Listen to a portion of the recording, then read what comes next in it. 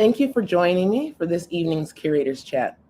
My name is Faith J. McKinnie, and I'm an independent curator practicing on the unceded land of the past and present Nisenan people in Sacramento, California. My curatorial practice is multidimensional, but remains rooted in the prioritization and care of artists who find their work outside the imperialist, white supremacist, capitalist, patriarchal margins of the art historical canon.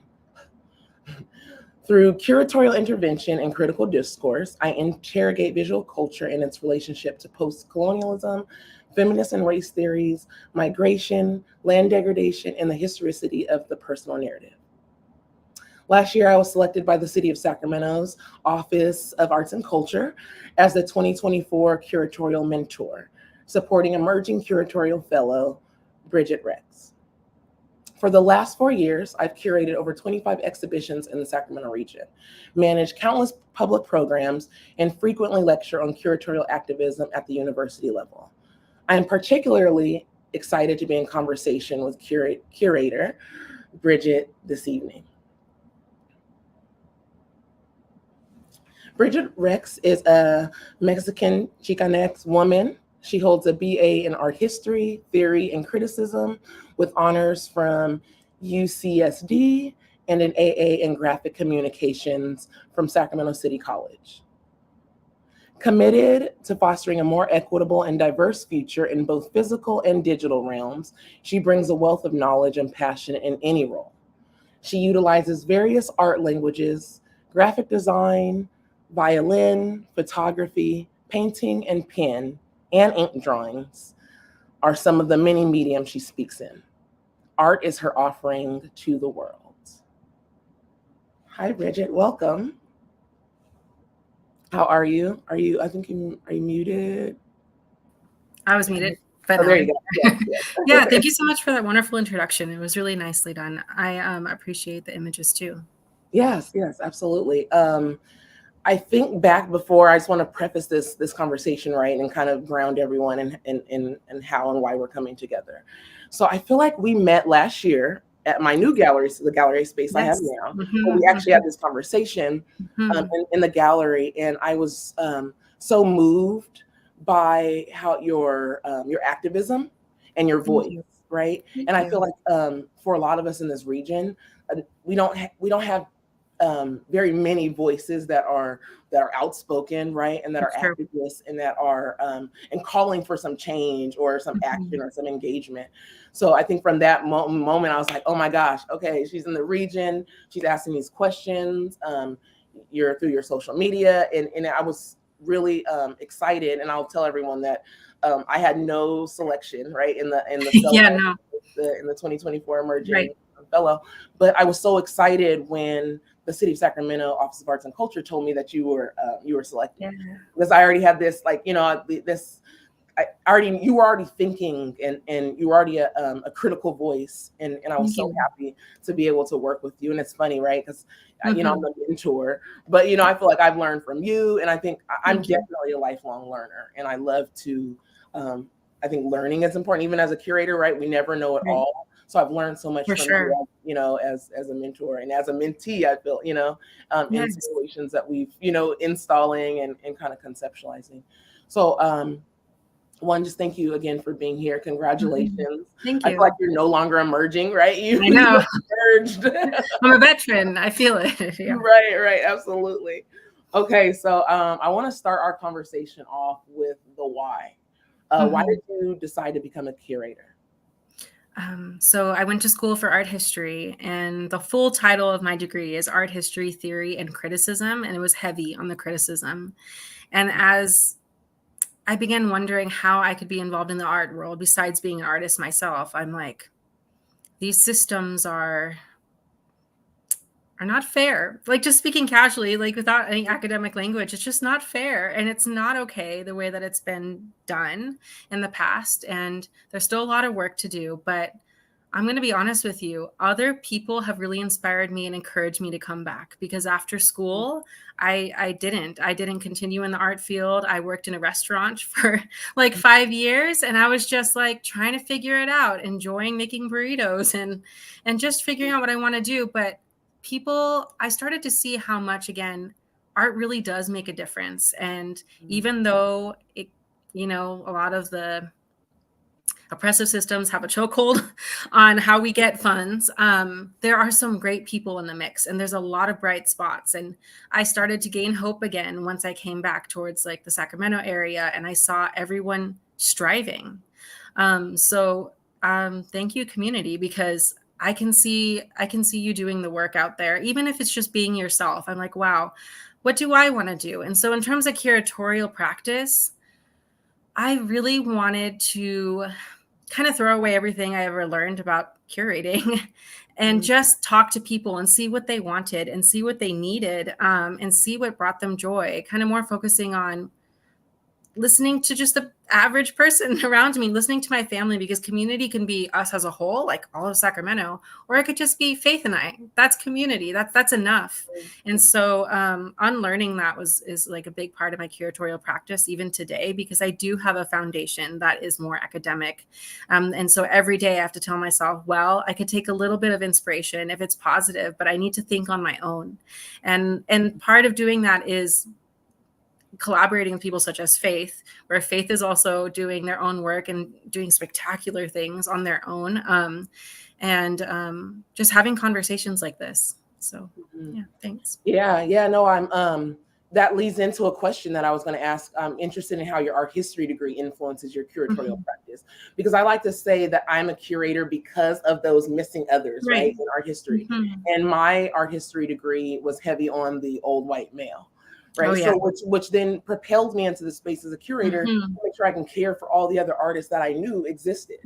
So I'm really curious, that it almost like, and I feel like that's all of our stories, right? We go get this degree, and I always hear that my dad in the back of my head, like, do not get an art history degree, you're going to regret it. And then we go into other fields, right? And so many, I feel like, especially in the last 4 years, there's been a brain drain in the field, and I've seen so many curators leaving and going and doing work that is like, I mean, I think curation, intersects with so many things, but there's people are leaving the field.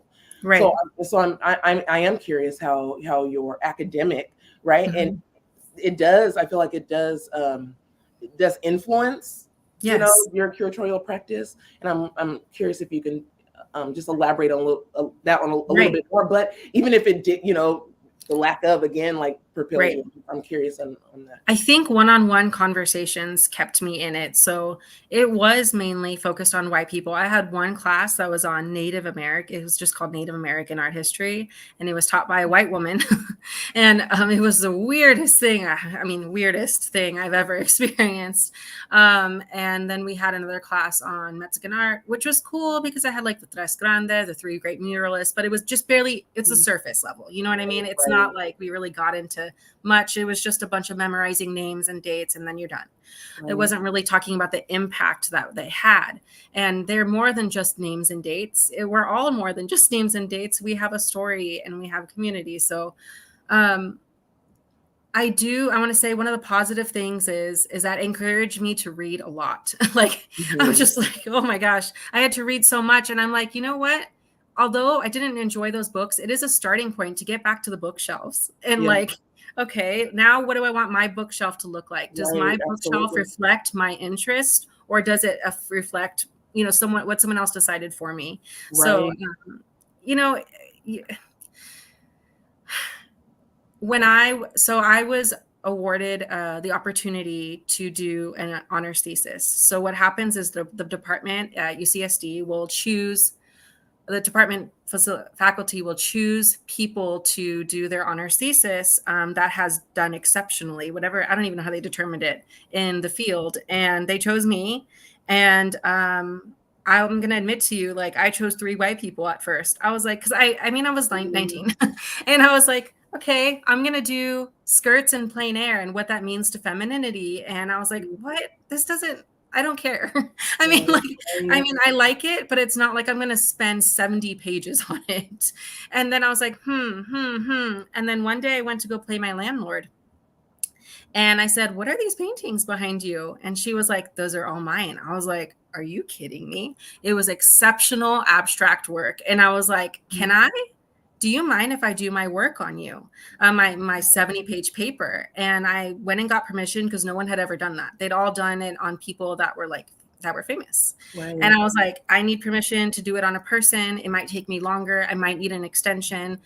She had recently had a stroke at that time. So I also had to sit with her a lot and even translate from Spanish to English. And I'm telling this story because she had also given up on art after she had suffered her stroke. And so me doing this 70-page paper on her life gave her the courage to come back into the field.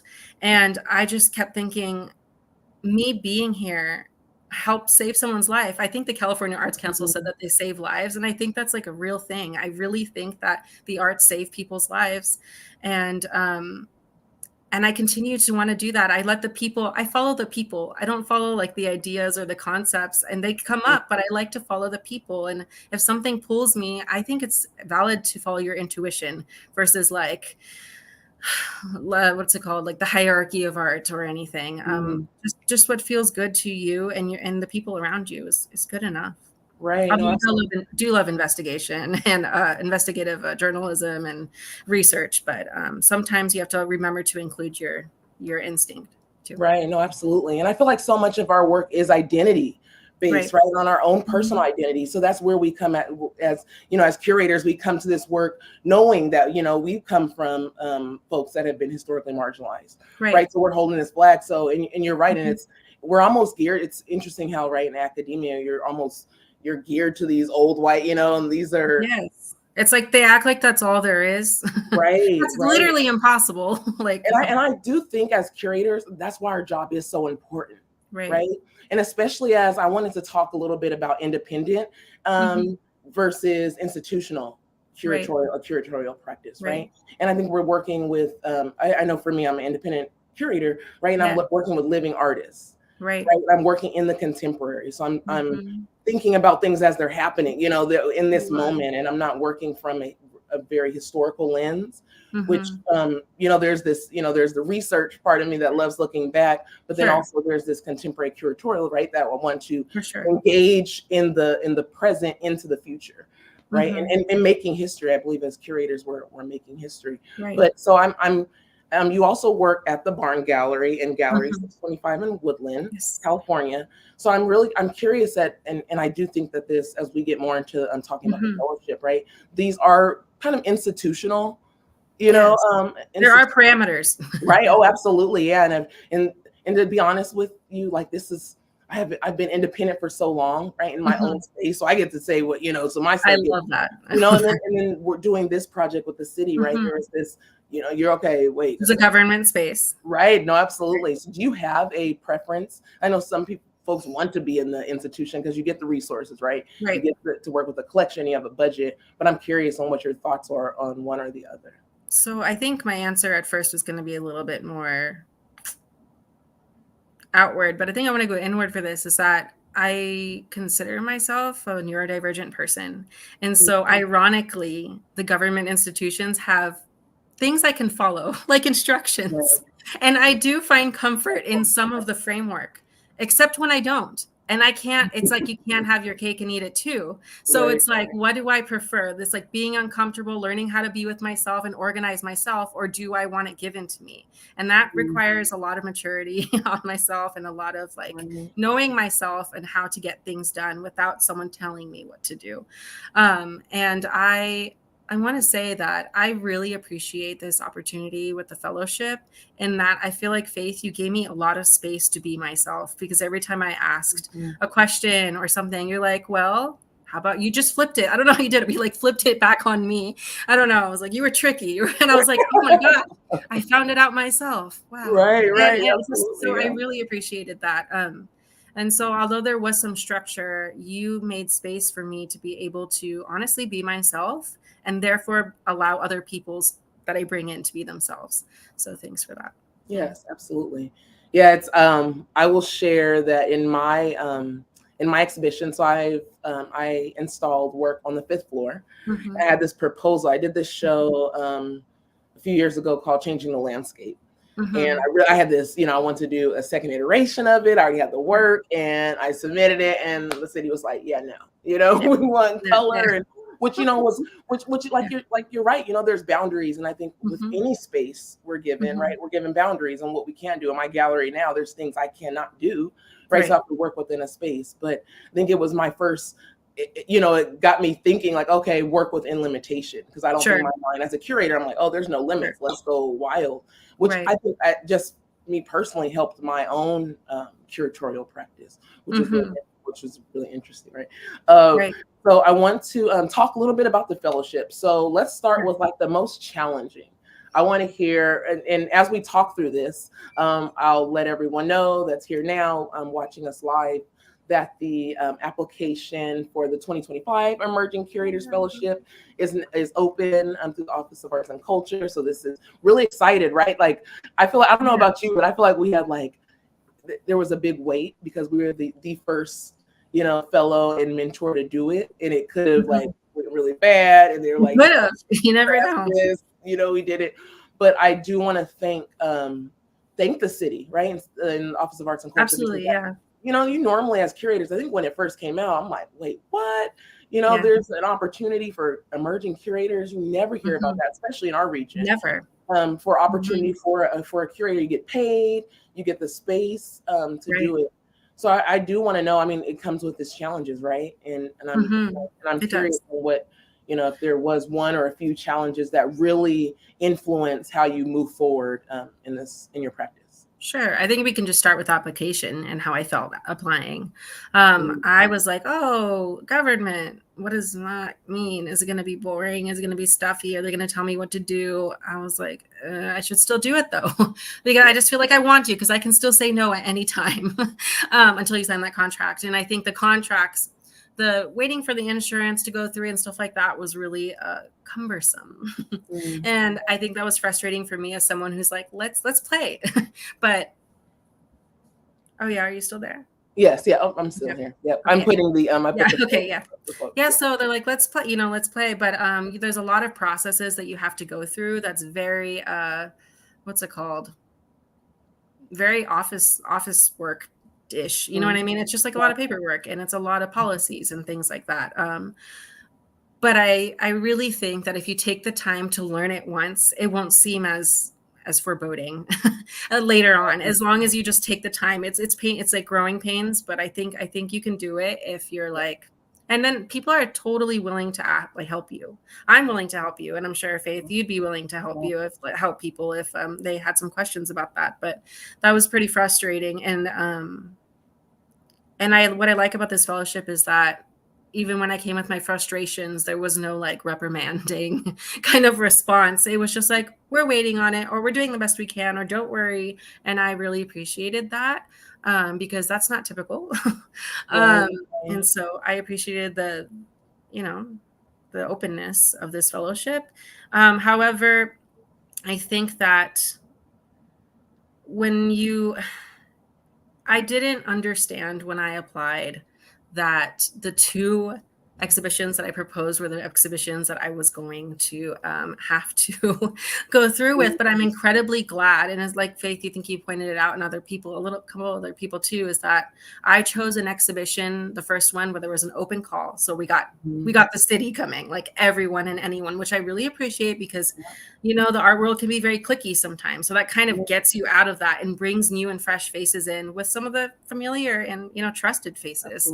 And so that is spectacular. But it's also a lot of work in a different way, because you want to be unbiased and you want to make sure that everyone has an equal chance, and you want to see what kind of show you want to bring. And in order to do that, you have to pay attention to every single application and treat them fairly. So that is a whole mental load. And we have the new exhibition coming up, the Bat Habitat, and that one was just chosen by me, so I can just choose whoever I want and bring them in, which is a totally way easier thing. But they're both valid, and they're both different ways of approaching exhibitions. And I would say that doing it by myself, Faith is amazing, and so is Susanna, but they're not physically there. And something about having people physically there is a different kind of support, even though I got tons of virtual support, tech support, on call even. But I think it was a little hard to do it by Mm. yourself when you're thinking, when you have an idea, you don't have an office. And I'm all for virtual, but sometimes you kind of do need that physical. Yeah. And that's just why Faith had expressed to me to go to the space. Like, it was important to be in the space to Hmm. actually see it and feel Yeah. it. So if you're applying right now, I would suggest you go there and you look at the space Absolutely. Yeah. and take pictures for yourself, take notes, because you're like, oh, this is tall ceilings. Even that could, dictate how you might want to show it, or where's the lights coming, that kind of stuff. Right. Right. So I think it's like you're a baby. You're like kind of struggling to walk, and you're trying to figure out how you want to do things, what feels right, what doesn't, and it's a little uncomfortable because you've never done it before. So Right. that's what I would say is just Yeah. growing pains. Yeah, and I think as we start talking about When I Can, right, your first Mhm. exhibition that is currently up in the Robert Matsui Gallery in City Hall, is and we did talk about this, right? And I commended you for doing an open call, because I feel like as curators, there is almost this, there's by nature there's gatekeeping, right? You can only include so many works, and there was this opportunity you could come in as a young curator, like, okay, I'm gonna pull in all these folks that I've been dreaming about, but you really, and I think this speaks to your practice as an artist, right? And as I'm sure as a mother and as a community member, your collaboration and the spirit of collaboration. And you said, hey, and you went through all those applications. Yes. And even thinking about, as we talk about like how you conceive the show, I think it's even important to note like extending the application, right?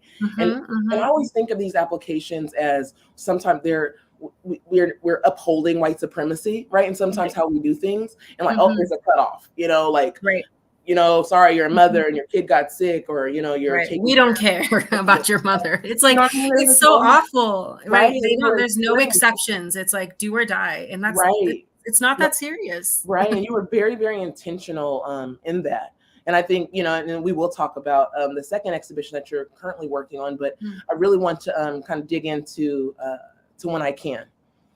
And so right here we have you with some of the exhibiting artists. And I know this is at the opening reception, May 31st of this year. And they had some of their kids joining, and which is beautiful.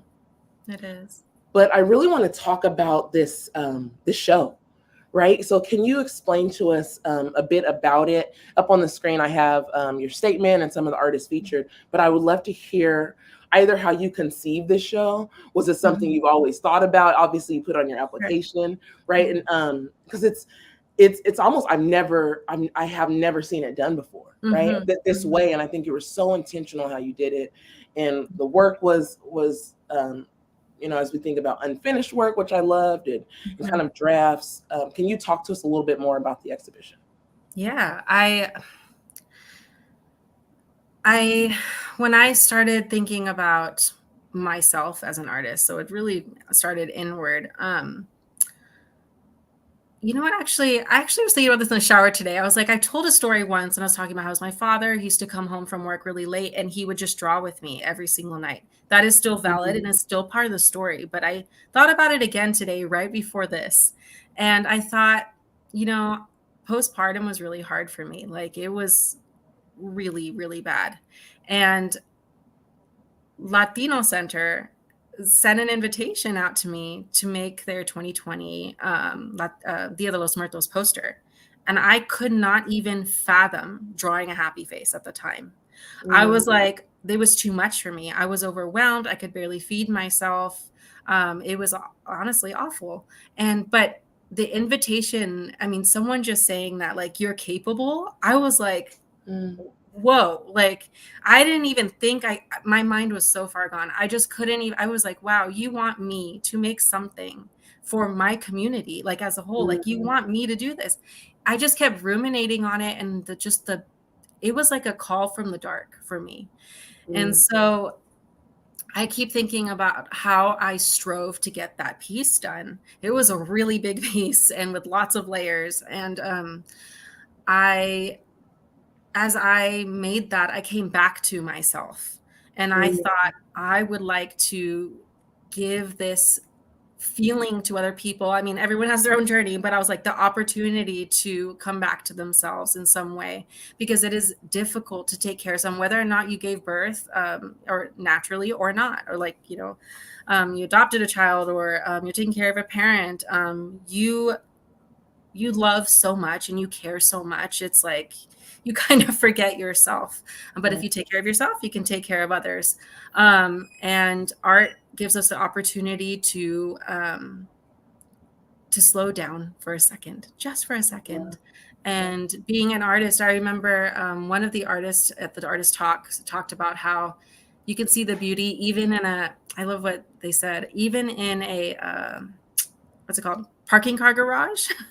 And the flowers that are right in there. Like the flowers don't have to be in a beautiful garden. The flowers don't have to be in a pot that you flourish, but you can just take the time to notice that flower in that space at that time. And I think that's like a call to see ourselves and meet ourselves where we are, which is perfect for this exhibition. When I can means doing it when you can. And that doesn't matter. That doesn't refer to a time of day or anything. It could be even a thought that you give yourself, because being intentional with ourselves and others is really important. I think that's it. Yeah, that's beautiful. The image that's up on the screen now I really love this. So the image on the left is an unfinished piece. And that was part of, you were very intentional in that, right? In your call, and you said, because you think about this idea when you can, and you have this idea, maybe it's not finished. And I think so much about the art world, right? And art history and curatorial is like this finished product and this object that then it can be, that there's some interpretation, engagement with it, but that can still happen with this unfinished piece. And the piece on the right, I believe, is a draft to a comic. Right? Yes. So the one on the left is by Luis Genaro Garcia, and they it was more unfinished when it was originally submitted, and he was like, I can't help it, I have to keep going now. And it had been waiting for so long, and now he's like, I got to do the face. So it actually didn't even have the face before he turned it in, but he met it again, and he was with it again, and he was with himself again. So he felt able to go forward with that. And then on the right, we have Brina Nunez, who is a comic artist. You should definitely check them out. They make spectacular, them and their partner make spectacular comics. They have their own books. I think their partner just came out with their book called Blackword. You should look at it. Amazing, spectacular. And they recently birthed a child, and so this little comic strip shows just little snippets of life as a parent. And I thought that was so good, because there's panels and there's different moments that just make up your day. So if you have like a day and it's a whole cup, right? You have little droplets of things that fill it up. And I just love that this shows all the different emotions and the moments of joy, the moments of desperation, the sweaty moments, the clean moments. It's really nice. Yeah, I love that, because so much of our work, right, is space and place. And I go back to that idea of like, it does not have to be this cleaned up, especially in City Hall, right? And I am curious how, especially as activists, right? And we interact with City Hall differently. So even when this project came about, and I'm, I find myself, for maybe commission meetings, but I was there a lot, when Stephon Clark was murdered, right? So there was like this moment of like, okay, how do you even contend with this space? And I think that so much of that work in there, I feel like maybe people think it has to be polished. Or like, the framing it has to be museum quality, and you allow this space on the wall for these works that were drafts or that were unfinished, and that this story continues, which I think is brilliant when you think about this exhibition. And so there's a few more. There's a few images throughout. It's one of those things, right? As a curator, you're not really supposed to have favorites, but this is definitely, and I told you, I know it's yours. You just so amazing. So, I mean, I want to maybe spend just a little bit of time with this, because it is, and I think you have all type of mediums, right? You included so many different mediums, but something like this, as someone that sees so much work, right? I try to see so much, so much art. And this just really stopped me in my tracks. And it's something I think everyone must go and see in person. Right. But it's, I'm curious. I know there is a bit of a story about it. If you want to share that with us.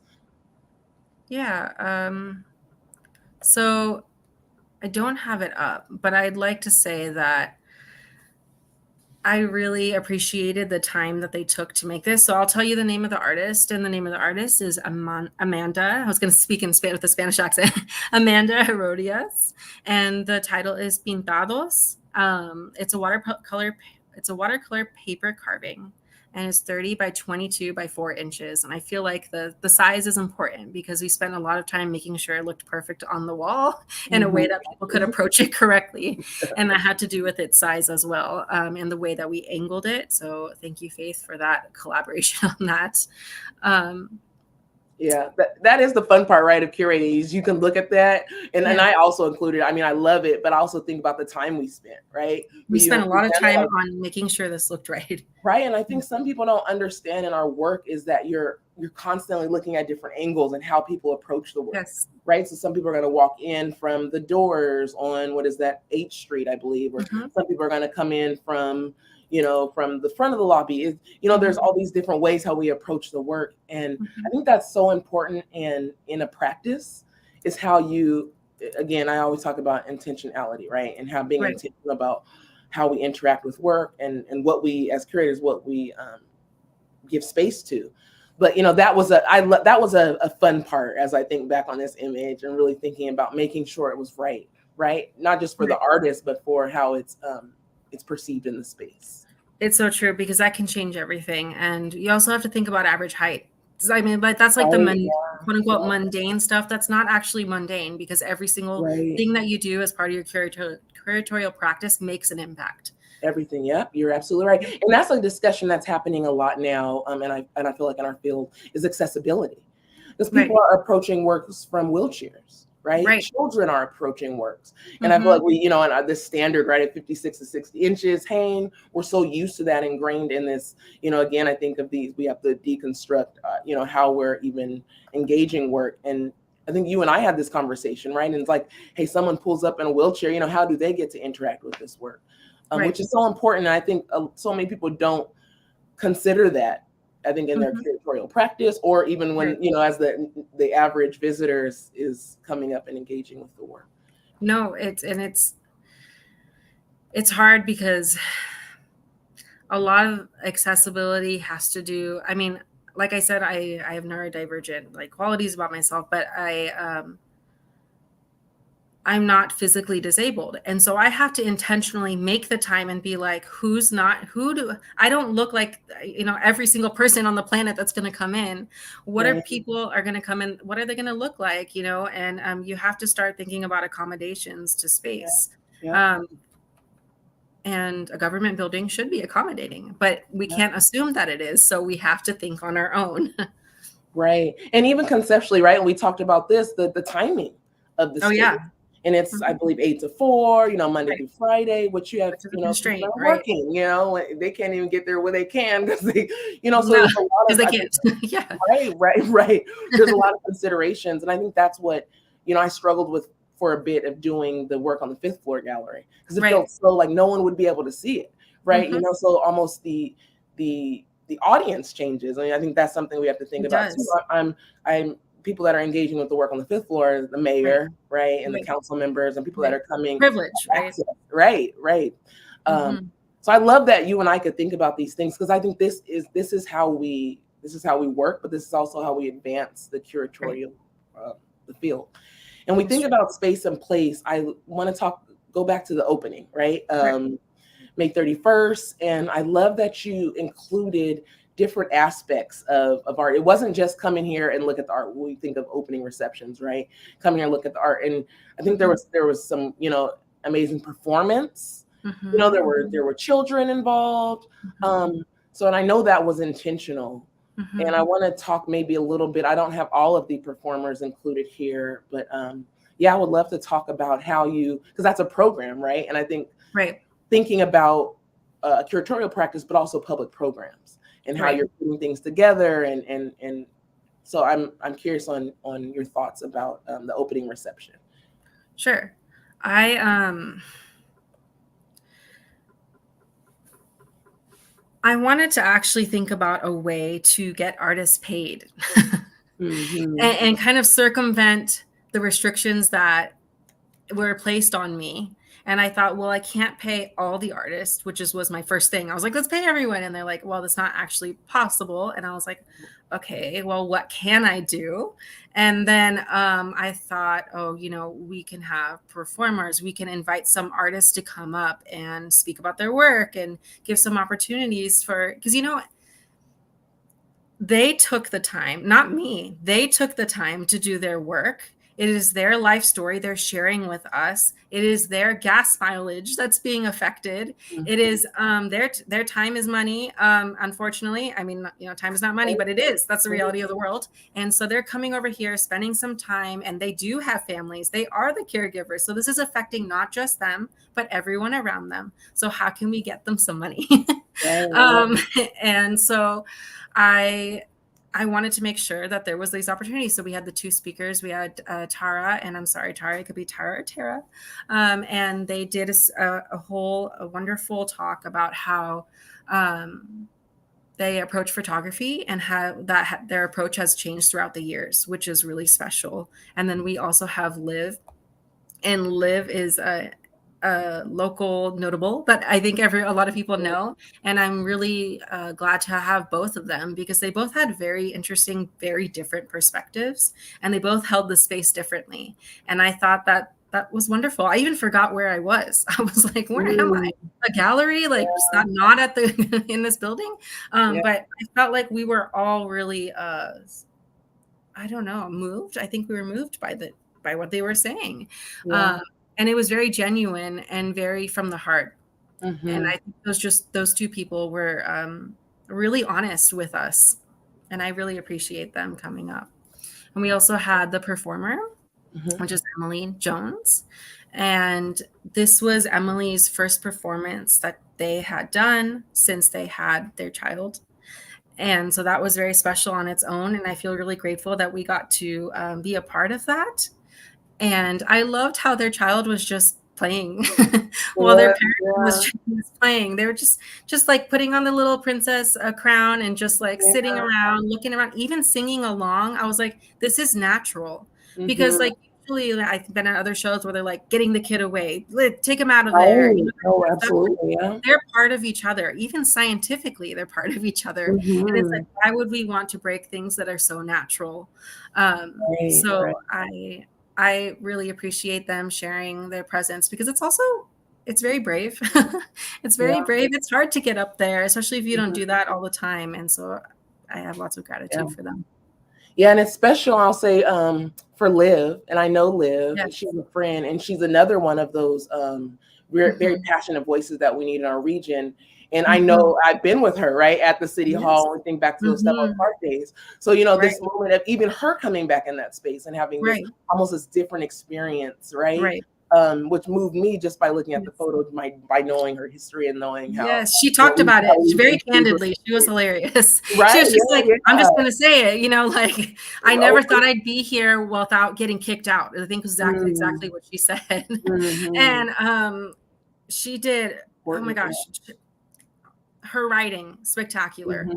Her way, the way that she speaks, spectacular. And I can imagine, because she has such a powerful presence, anyone being like wanting to take her out. Why do they want to take her out? Because she speaks the truth. Why do they want to take her out? Because she's standing up for what is right. And that's threatening to people. And I am so glad Liv came here and kind of showed a soft side because she is a full spectrum human being. And I really admire the way that they have so much talent in everything. Like I told her, writing is spectacular. And their piece was actually really spectacular too. I had no idea that they made collages. I was like, wow, oh my gosh. And so, and I think they even sold some work too.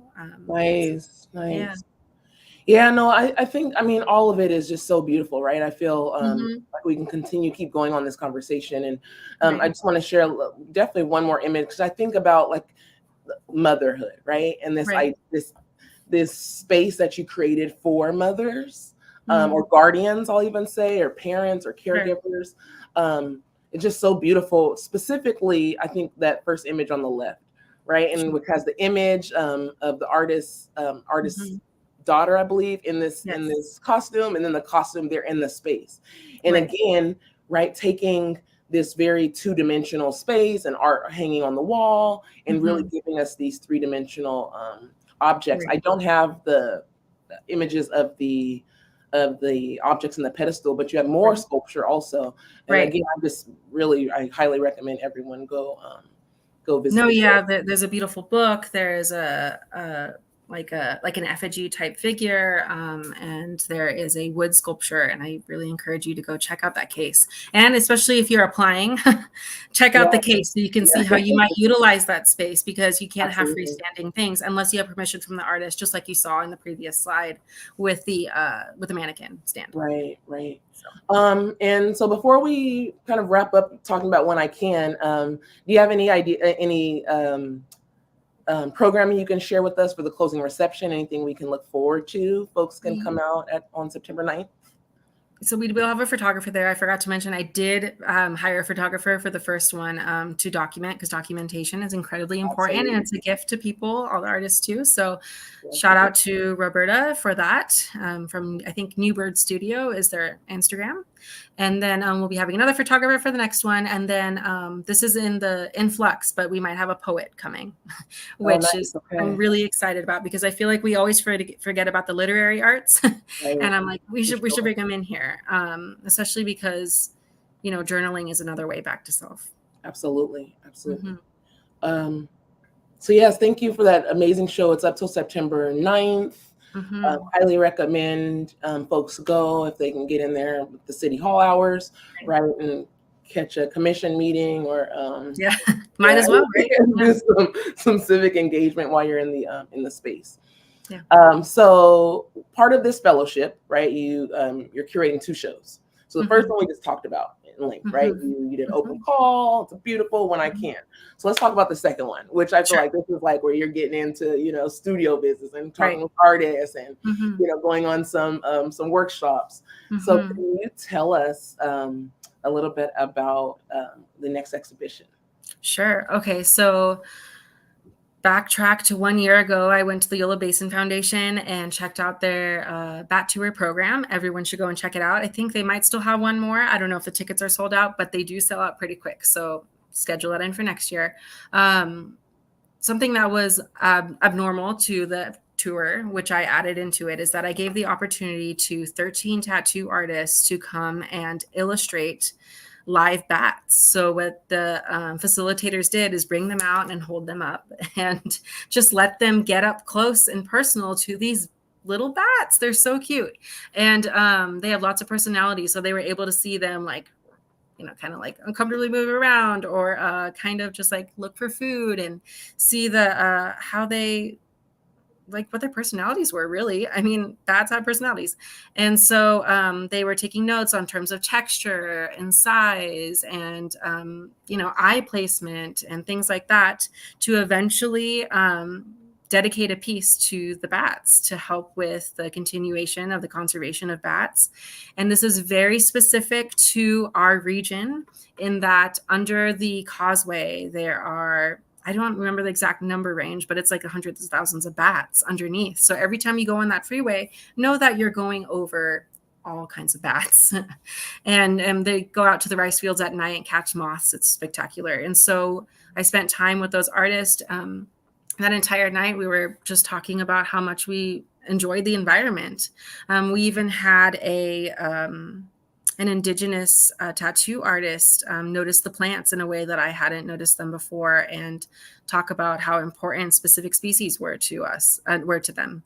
So it was a spectacular experience. So when you come into the Matsui Gallery to see this particular show, you're not going to just see canvases. You're going to see illustrations. You're going to see people painting on that painted on mirrors, or making sculptures, anything that makes them that they want to do, because I wanted to offer the opportunity for them to just express themselves, but also support the bats.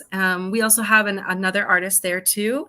You should follow them. I think it's La Mamigami. Let me check. And they are an origami artist, and they will be doing the more informative part. Yes, La_Mamigami.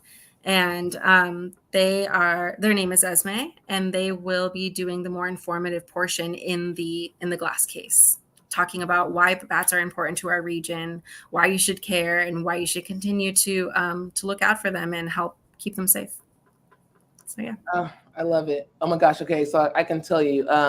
Last night I go to the co-op, Sacramento co-op, and I was waiting on the light rail coming back downtown, and oh my gosh, there's so many bats were coming out underneath the freeway. This little, I mean, hundreds. Oh my gosh. I was just watching and like, I'm taking video. I'm like, oh my gosh. But it made me excited about the show and what you're doing. And I think, it's another, I think, of course you blew this fellowship out the park, because it's another, it could have been just like, oh, I'm going to pull these artists together. But you're like working with tattoo artists, which is really unconventional, right? You think about, and taking up space in galleries or museums, but it's art, and in most cases, it's really beautiful. And you think about the perfection of the line, and, you have to do that. They're working on someone's body.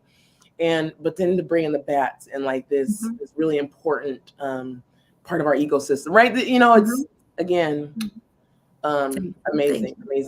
I'm really, really excited about this show and just the engagement around bats, right? I think it's got so many people. Again, I never even think about bats. And then me neither. And you think that they're birds, I think sometimes too. Oh yeah, no, I did. I thought for a moment, but there was something about, I think the way it was flying, I was like, that's not a bird. And then they just like start pouring out. Like if anybody ever wants to see them, they're it's like on the, what is that? The west facing on the 80. And I mean, there's so many, I don't know what species of bats, but they're really cute. I would have probably in the past like screamed, but I was like, no, bat habitat, I'm ready for this. So I think that's incredible. And I think I'm really, really grateful for your thoughtfulness, right? And your critical thinking and you're thinking about through these exhibitions, right? And even in your application, you thought about it, in this application, and then have to, follow through with it. So that's, again, for anybody wanting to apply for this fellowship, they really think intentionally about what you're proposing, because that is what you're going to, you have to stick with. And consider, I'm sorry, did you?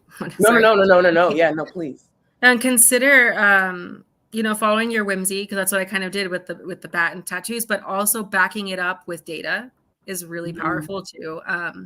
Like using the Healthy Places Index and seeing where the needs are, and tools like that'll help bolster your application, because it is a government application. They're going to look for kinds of that kind of thinking. Yeah. Yep. Absolutely. Yeah. So yes, I will urge anyone that's watching us live, please put your questions in the chat if you have questions about the fellowship, if you have specific questions for Bridgètt and her curatorial practice. And as we look to kind of end our talk here, I am curious, right? I think so much of our work, we have to think to the future, right? And we're planning, and we're in hopes that we're working in a space now, not knowing the future, especially in our times now, right? But what do you hope for in the future right now? What are you hopeful for? And this isn't specifically about curating, right? This is just, I've been asking myself this question, like, what am I hopeful for? What does that look like? And I'm curious to hear yours. Let me see. I think I'm hopeful that people just feel like they can do it.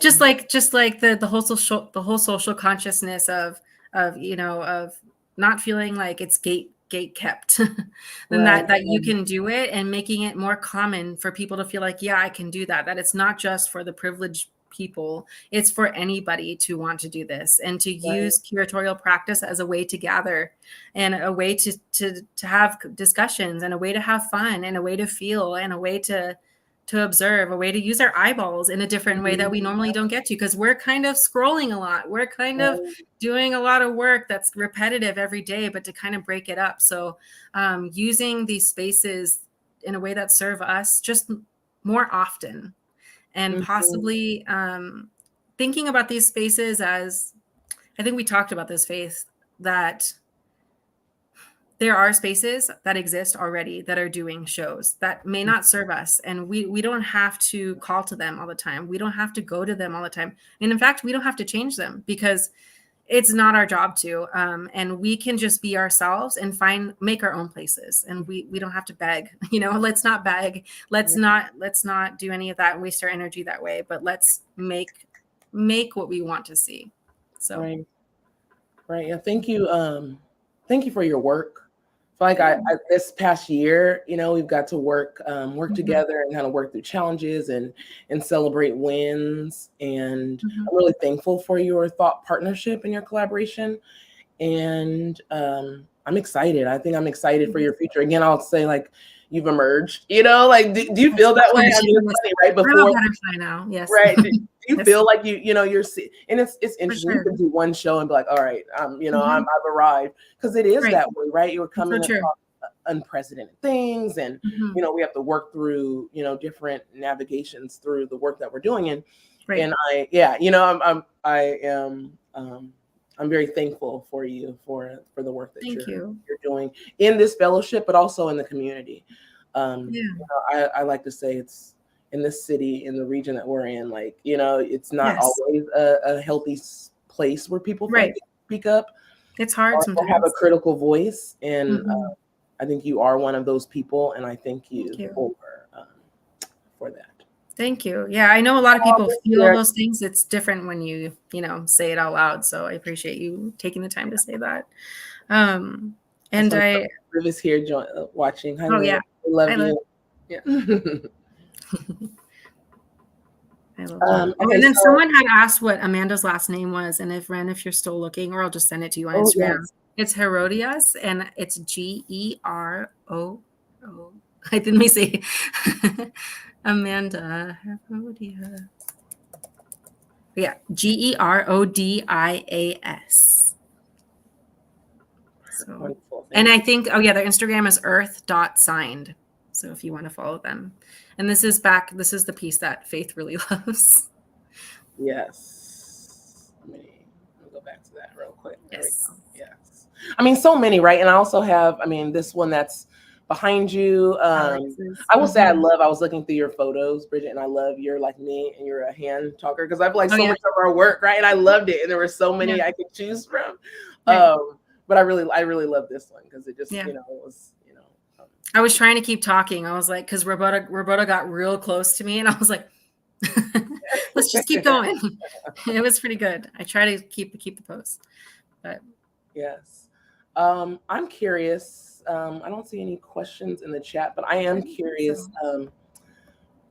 Where do you see yourself in the next 5 years? I think I see myself continuing to do this. And something I wanted to say earlier is that you'll also realize after curating that you have so many skills that relate to this. You may not have a professional background, official, like on your resume, but like I tell the kids at my work when they come through with programming, it's just like organizing your room.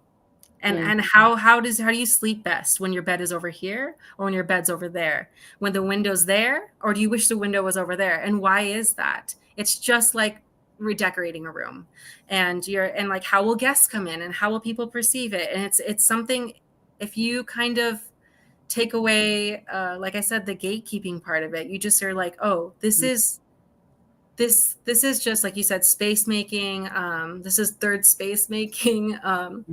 And I think that's what I want to talk about. And I would like to continue to do that and continue to demystify art practices, especially because they're so ingrained and they really drill it in. They even do that to my son at school. Like, art has to be done this way. Right. And it's like, I thought we were over that. And it's just me. I'm over it. But the world isn't. And that's the reality of that, is that the world is still like that. And every day you are faced with, What do I want to do? How do I want to be present with my art? How do I want to be present with my curatorial practice? And you have to make a decision. And that's something that we all have to face every day. Yeah. And that's why it's better to do it with community. And so thanks for watching if you've been watching. Yeah. I want to mention something I just thought about when you said gatekeeping, right? And I think recently I've taken I've almost used it like, we do need to have the keys, right? Because we're letting in, you know, we do have the keys to the gate, but who we're letting into the gate, I think, is important, right? And I think for both of our practice, we're making sure that, you know, the historically marginalized folks, right? Or the folks that don't have time, you know, the mothers, the caretakers, making sure they have access to a creative practice, right? And to share their work. So snaps, I mean, you know, somebody got to hold the keys to the gate, and I'm glad that we both have them, you know, and people like Giselle Munoz with Public Market, right? You know, those are the people that are making sure that this space is inclusive, right, and equitable and diverse. And even if you're like working at a place, I mean, my place is actually really amazing in that they do listen to everything I say, and the feedback is taken and considered. And I feel like every small step, every time you say something, even if it might not get done that time, it's changing something. It's putting it out into the air. So don't feel discouraged. Just keep going and keep saying what you feel like you need to say. Yeah, oh, absolutely. I mean, that's a wonderful way to close. That's a great closing. One thing I miss talking with you about was this opportunity for the zine, right? And you allowed submissions into the zine. Yes. Can you give us because I actually am going to be featured in my very first zine. You are. Oh my gosh. Thanks for letting me get it to you when I could, when I can. But can you tell us a little bit? I think we have a few minutes. If you can tell us what to anticipate with the zine. Yeah, so the zine is when I can, and the due date has changed like 8 times for everyone, and even for Faith, and that's okay. Like, that's not like something to be ashamed about. It's like, it's a real thing.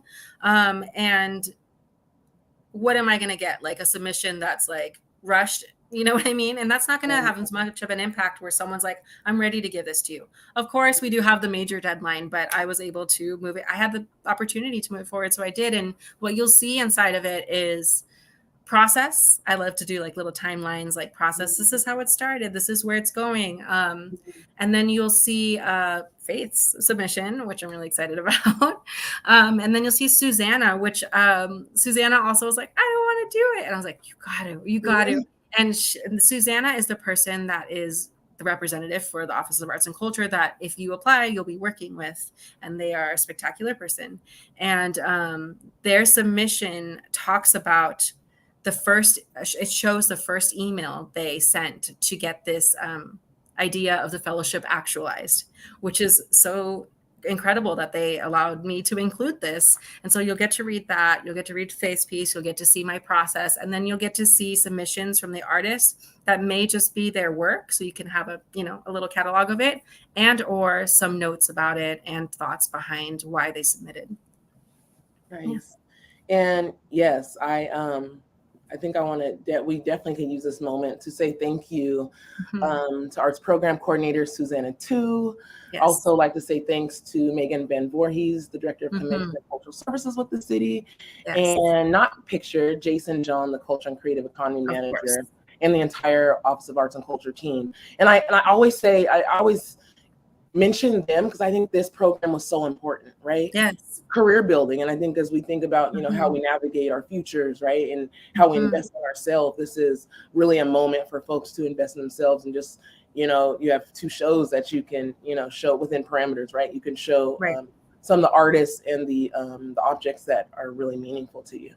So a special thanks especially to Susanna, who's really championed this entire program. And is our point of contact with the city and who makes it very easy to work with the city.